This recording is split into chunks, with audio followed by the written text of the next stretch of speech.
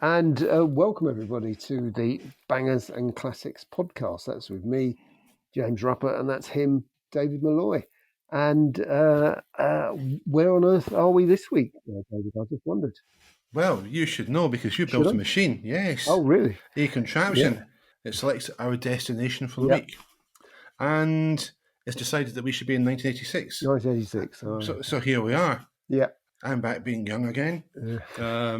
Hopefully I don't have the heartbreak I had in 1986, but that's another story. But that's good to be back to playing rugby this season, which is wonderful. And lots of other good things are going to happen this year, which is nice. One bad thing, but that's by the by. Yeah. So yes, this is where we are, and I want to put your feelings first of all. Where on that?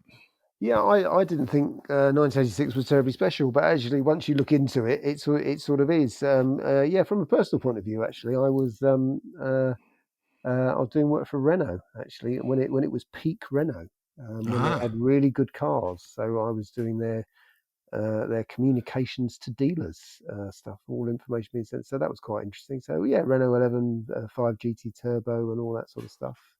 25, and it was a very good time for them. And even the Espas looked pretty good as well, didn't it? Pretty space age. So that was quite a good time. I also wrote Dealing with Car Dealers actually that year. It didn't come out till the following year, but there you go. That was the first book I wrote for Haynes, and the rest is history. So there you go. So actually, 1986 was more significant than I thought. And actually, when you look at the films and other things that went on, actually there was quite a bit happening, wasn't there, in 1986? Yeah, there was. Yeah, I mean, just on the personal level, I'd taken some time at university after an eye operation, then an infection.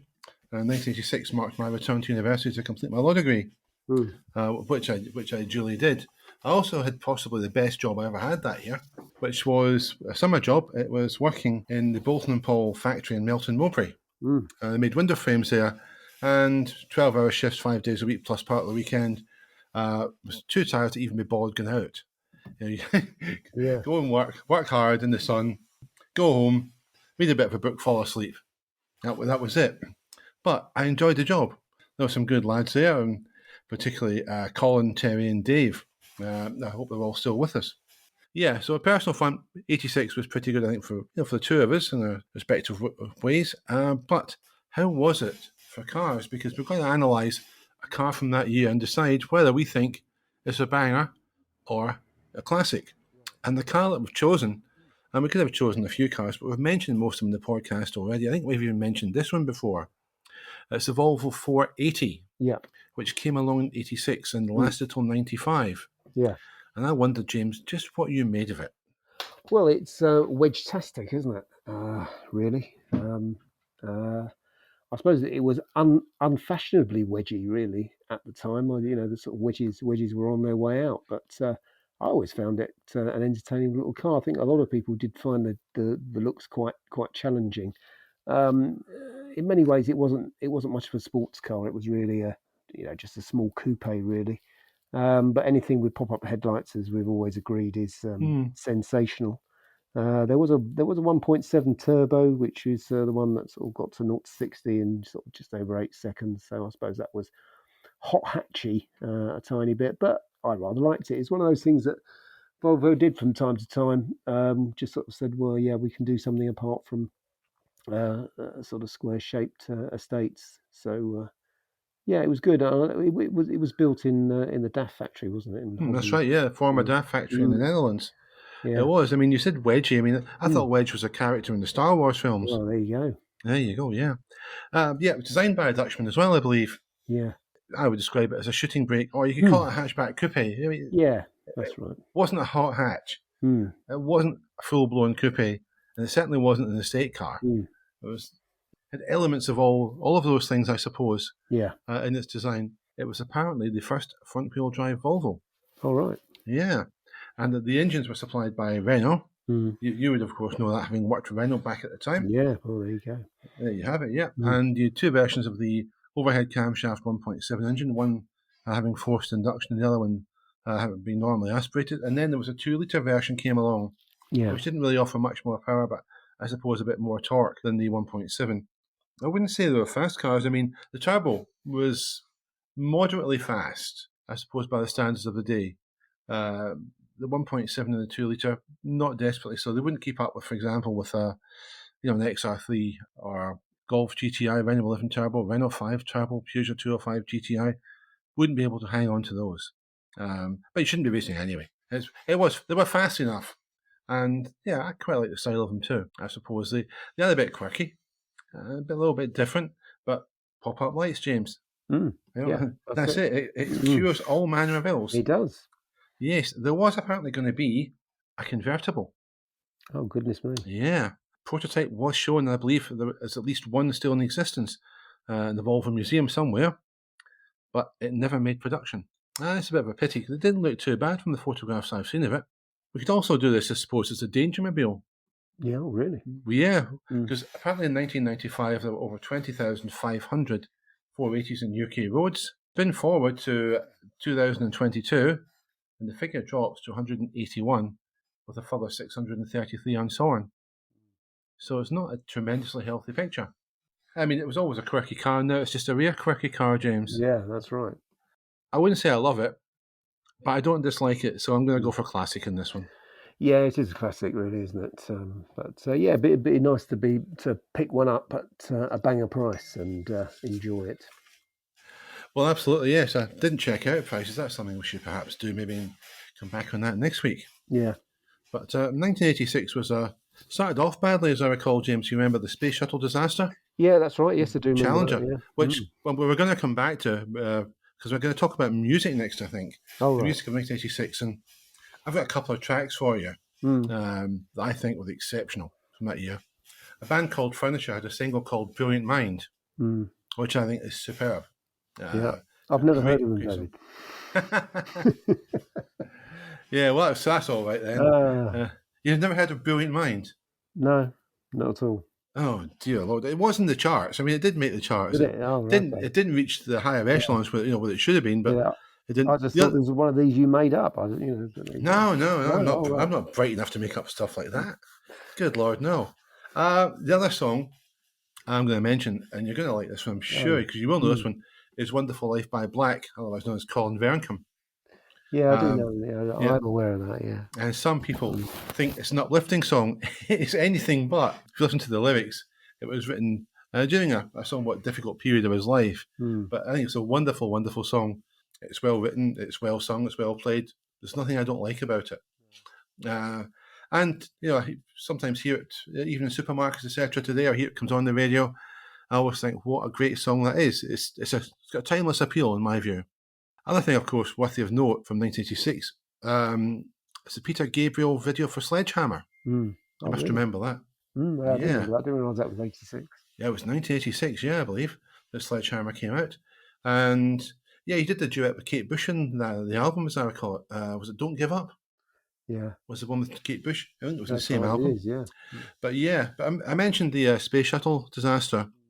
1986 also saw the release of an album by Jean-Michel Jarre, whose music I do like, and I have seen him live, and tremendous live show. People say, it's just blippity-bloppity electronics. Trust me, it isn't. This guy is really good. It was on a fantastic show. But he released the Rendezvous album, and very bittersweet, because there's a track on it. It was apparently going to be played partly live from the space shuttle Challenger by an astronaut called Ron McNair, who's going to play the saxophone, accompanied by Jarre on Earth. And of course, unfortunately, it never happened.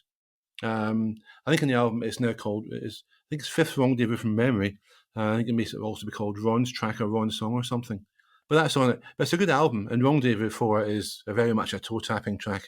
You'll hear it everywhere. But just for a couple more things from that year, we had Poodle Rock doing well. Now, I've always called it Poodle Rock because the guys looked as if they'd been to a Pucci parlour to have their hair done. You had Europe with the Final Countdown, and Bon Jovi's Living on a Prayer were both huge hits. Don't like either song. Don't mind some Bon Jovi. Didn't like that one. And two more albums I'm going to mention. I mentioned Kate Bush earlier. She appears on an underrated album by Big Country from that year called The Seer, which though it made number 2, it didn't really hang around in the charts very long, and that's a pity. Very well put together album, no weak tracks, lots of good tunes. And final album is kind of a comeback in some way. is Back in the High Life by Steve Winwood, which gave rise to a massive hit, more so stateside than here, I think, and a song called Higher Love. But there's also a very good song with Joel Walsh on guitar called Split Decision on it. Again, in total, it's a very good album. So I think some great music. There's lots of other great music from that year. That's just a few I've picked out, James. What about you? Well, actually, I've got a car-related one because the Beastie Boys were fighting Oh for the God, right yeah, to party. the Volkswagen, And yeah. if you had a Volkswagen, and actually on my wall, I've actually got one from that era that I think I had to buy one to replace it. I've actually got a VW badge. But yes, kids, if you're not that old, that's what people used to do. They used to wear a VW badge around their neck. That was the cool thing to do. So. Yeah. I once went to an 80s party Mm. wearing a sink plunger around my neck instead Oh, of a medallion. Yeah. I nicked it from the goodies before anyone says, you stole that from Tim Brooke. Yeah, of course I did. Proud to have done so. I like to old Tim. So with the Beastie Boys, what else, James? I don't know. If you like soul, there was a lady called Anita Baker I did see live. She was very good, and she had a hit called "Sweet Love," and that was one of the biggest albums of that year. Prince was about. Kiss, I saw them that year as well. They were very good. Manic Mondays, which was actually a Prince song, which was sung by those girls, and The Bangles. the Bangles. That's right. Yeah. Yeah, who also had Leonard Nimoy in one of the videos. Did they? I didn't realise that. Yeah, for a song called "Going Down to Liverpool." Yeah. Which caused some controversy at the time. I'm going down to Liverpool to do nothing all the days of my life. Which I thought was a bit strange, but there you go. Quite a good song apart from that. Yeah. So there we go, 1986 music, some pretty good stuff. Check it out. It's better than the absolute garbage that's in the charts today. Exactly. At least you had to be able to play your instruments and sing then.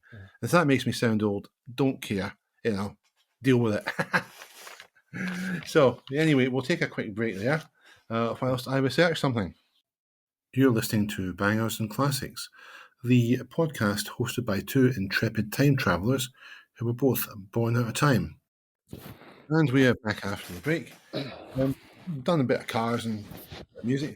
Let's talk about films, James, shall we? We can do, absolutely. Yeah. I think there were some good films in 1986. Yeah. I mean, obviously, and perhaps the most topical is Top Gun, because sequel's out this year. Yeah. Top Gun Maverick. And I went to see Top Gun at the movies to go myself because none of my pals would come and watch it with me. Rotten swines. I think I had the last laugh because I thoroughly enjoyed myself. Yeah. Did you watch it back in the day? I didn't, David. No. I did go and see The Colour of Money, strangely enough. But no, I didn't see Top Gun. I've seen the Maverick very recently, and basically they did a very good recap. So I feel as though I have seen the original. Right. With everybody who now looks a lot older than they did then. But yeah. Well, they are a lot older than they were then. They are, absolutely. The Colour of Money, of course, was Tom Cruise and Paul Newman. Very much so, yeah. I can remember a guy, after playing a game of rugby at the end of that year, played an away game, and we're in the bar after it in this place, the pool table. He was strutting around doing, flicking the pool cue around like Tom Cruise did in the film, at least in the trailer for the film. Yeah. It's my abiding memory of The Colour of Money. Also, we had Platoon, which was a great film, I thought, starring Chuck Sheen, who would go on to star in Wall Street the following year, and at the time it looked as if he might be heading towards a stellar career. Didn't quite work out for Charlie. I wonder why. Then we had Beverly Hills Cop 2, James. Yeah. The return of Axel Foley. Yeah. I'm going to say something controversial here. I think it's better than the original. All right. A lot of people don't like it as much. I think it's better. Yeah. It was good fun. Eddie Murphy was really funny in it.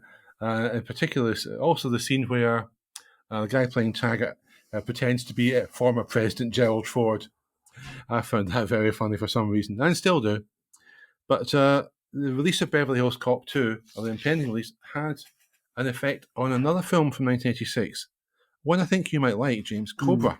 Yeah, well, I'm pleased you've mentioned that, Dave, because you do have a special interest in that. Well, Cobra is it was originally going to be a much longer film. It was going to be a much more dark tone to it, I suppose.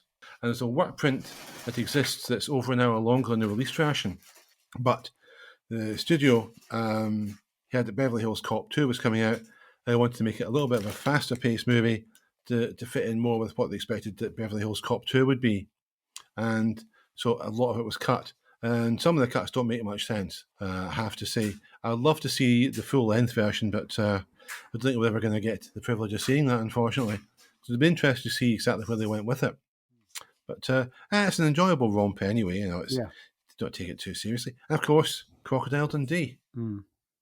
And another couple of films. We had Aliens, which again was better than its prequel. It was James Cameron of Titanic and other films. I can't remember. What's the one he's got out just now? The sequel? Avatar. James Cameron of Titanic and Avatar fame did Aliens, which is good. Special edition, which came along a few years later on VHS and then DVD is even better. Saw it at the movies. You had Highlander, Conor McLeod of the Clan McLeod, and Sean Connery playing an Egyptian with a Spanish name. Figure that one out if you can. That was good fun too, though. You also had another Charlie Sheen film called The Wraith. It's not a film where two people or more people compete to achieve the fastest time over a distance. It's The Wraith, as in Ghost. Very 80s film, you might say. Very cheesy, but something enjoyable about it. And then finally, I'm not going to go finally, but here's one that you're going to love, James, and if I'm honest, I'm not so fond of. Can you guess what it is from 1986? What film are you going to love from that year? Well, I like Ferris Bueller's Day Off, but there you go. I'm not so fond of that one either. Which it's got a car in it, and I like to bring things back to car. There's a car in Cobra. Yeah, I know. But that's right. I'm surprised you didn't mention that. But there you go. Oh no. It was an undercover cop car. That one. Yeah, was it a 50 Mercury Coupe or something? Yeah. I think in Cobra. But no, the film I'm thinking of was Big Trouble in Little China. Well, that's the greatest film ever made, David, without any shadow of a doubt. But there's no cars in it. There's a truck in it. Yeah, it is. Yeah. Okay, I'll go back to the Wraith then. And you had the Dodge, what's it, the M4S, known in the film as a Turbo Interceptor. Yeah. A real car, though most of the ones they used in the film were basically just hastily assembled replicas. But the real thing looks as good as, the car in the film. It's quite an awesome device. But yeah, it's good fun. Those are the films I would choose from that year. What about you? Well, no, yeah, the only ones I've got, it's all the ones I've mentioned, David. You've gone through everything. So yeah, Ferris Bueller, I think it's quite a good film. Big Trouble in Little China is the best film ever made. To anybody who wants to seek it out, there's terrible rumours that they're going to remake it with The Rock, so that would be something to avoid. And I had Cobra written down, and I had The Colour of Money written down, and that's me done. But it was a very good year overall for films, I think. Ferris Bueller, I mean, was not a bit of an annoying twerp in the film? Yeah, of course he was. Yeah, absolutely. But it was quite a clever film. And you do realise that wasn't a real Ferrari they jumped in the film? Not, but no. But it was good fun, and yeah. But there's a guy who's got one of the main roles in Ferris Bueller who also appears in Speed. Alan Ruck.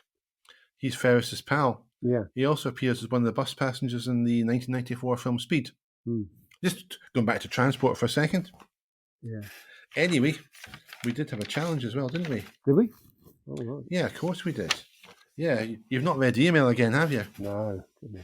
No.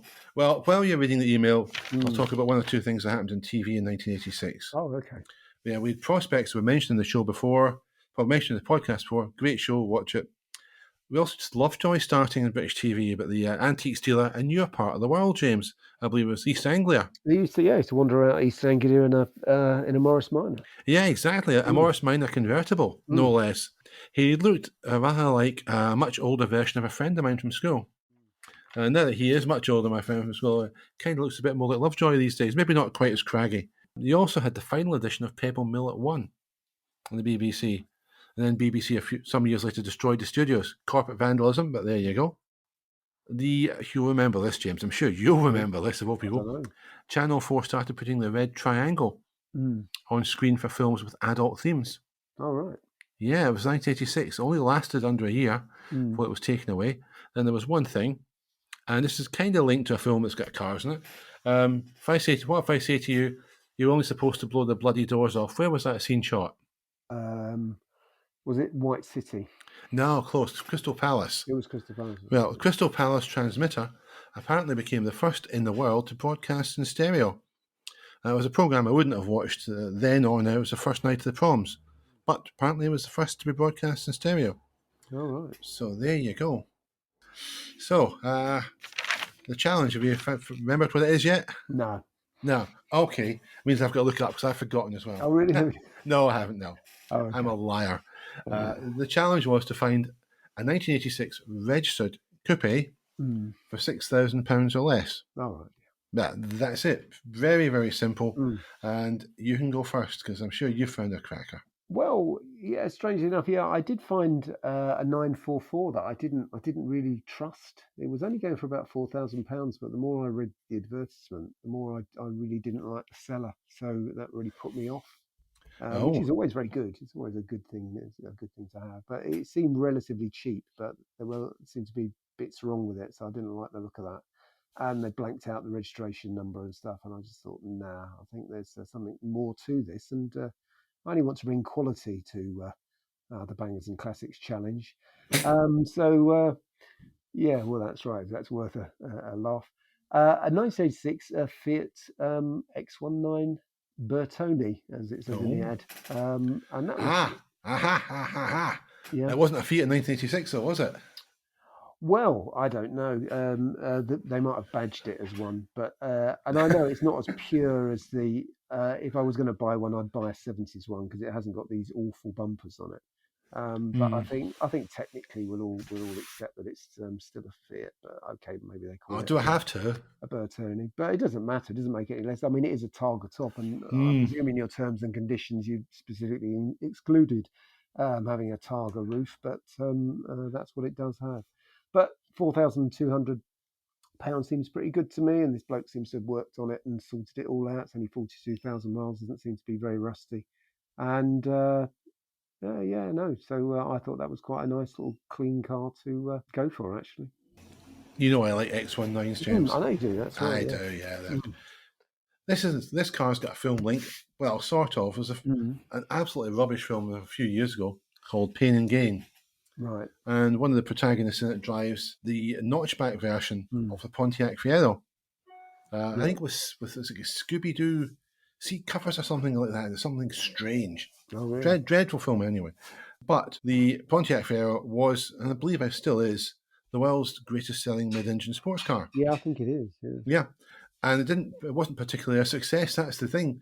It did really well at first. Then problems came along, particularly with the Iron Duke engine, 2.5 litre GM engine that they used in America. And, well, the sales plummeted. Also, they created the front suspension, if I recall correctly, by turning the suspension from a saloon backwards. They eventually did address these things. They gave it a 2.8 litre engine for some models. They improved the styling by giving it a nice fastback shape, glassy fastback shape, and they sorted out the suspension. And then, having done all that, they promptly canned it. But there is a nice GT version. That's the nice fastback version for sale in the UK. It's got the 6-cylinder engine, so it's a nice V6 engine. It's quick enough. It looks good. It does look 80s, but you know what? I don't care. It's kind of reminiscent from some angles of a Toyota MR2 Mark II. Yeah. You can see a sort of resemblance in it. Well, this one's for sale, I believe, in Kingston upon Thames. It's got quite a long MOT. Mileage at the last MOT, I think, was somewhere in the 90-odd thousand, about 92,000. Not sure if that's miles or kilometres, what speed it reads in. It does have, however, an automatic gearbox, but not much you can do about that. That's what it comes with. Seller says the paint can do a little bit of a freshen up. It's a very bright yellow, but it does look pretty arresting, I have to say, in that colour. And it's a very, very rare car on this side of the pond. A lot of them, as the seller noticed this as well, are turned into Ferrari replicas. This one isn't. This is an original. And it's got a sunroof too, so you can open that and get a bit of extra ventilation. Yeah. Do I like it? Absolutely. I think it's really neat. And I would commend it to the house, as the saying goes. Yeah. So there we go. So you've gone for the X19. I've gone for something from the other side of the pond. So we're not too close this week, just for a change. No, that's right. Absolutely. So, anything else in 1986, James, or have we done it? I don't know. I think we've done 1986. Really, I thought it was quite a successful year. I don't know. I don't know. I'm looking at my Cars in the UK book by Graham Robson, and that's Ah, quite good because actually the M25 motorway was completed. The 117-mile ring road around London was finally completed on October the 29th. So there you right. go. So that's when all trouble started really on the roads. So No, yeah, it was pretty awful was before it? then as Oh, well. Yeah, okay. Well, there yeah. you go. Well, you're from London. My uncle lives in London, so Yeah. I'm sure you remember those days. I certainly do. Mm. Well, I don't know. I used to be able to drive across London actually. But there's other Yeah. reasons for that we know of, James. Mm. We'll better not go into today. Well, more cars on the roads for one thing, but also I believe that certain political decisions were taken that didn't exactly improve the motorist lot in London. Let's Yeah. leave it at that. It was a big project, the M25, Yeah. unquestionably. Mm. Wouldn't say it's an unqualified success, but if you imagine what it would have been like without it, well, crikey, don't think it bears thinking about. Yeah. Also, Uh, the 5 millionth Mini was built on February 1986. So there you go. 5 million. 5 million. Yeah. So 27 years to get to 5 million, but there you go. Yeah, they say there is one born every minute. Hey, Well, that's right. almost true for the Mini, really. Yeah, but it went on forever, didn't it? Mm. It still had 14 years to go. Madness, really. But there you go. Yeah. People kept buying them, I They suppose, did. Yeah, that's right. They and did. they're still very popular. Mm. The classic Mini that is. I Mm. mean, I don't think of the Mm. BMW Mini as the Mini. Yeah. It's not a Mini in spirit, and it's not a Mini in form, but No. it's a decent enough little car in its own right. Without wishing to insult it, maybe they should have chosen a different title for it, but of course they're not going Yeah. to, are they? Oh, and And finally, David, I'm not going to let oh you get right, away with this. The Channel Tunnel was approved. So there you go. So that was all set up and ready to yeah. go. Ah, So there you well, go. They were going to start digging. So yeah. there you go. Well, A very, very busy year yeah, overall. especially for the south of England as usual. Yeah. Yeah. When we get up here, don't know. Yeah, probably put up a new sort of stop sign somewhere or something like that. Mm. Anyway, that's 1986 done. I wonder what we'll be doing next week. We don't know. The wheel has to be spun to find it out. The wheel decides. Yeah, it does apparently. Of course, we can't go back and do a week we've already done. That's the only thing. No, well, I've thought of that, David, and I can actually peel off the year. I mean, it's been designed.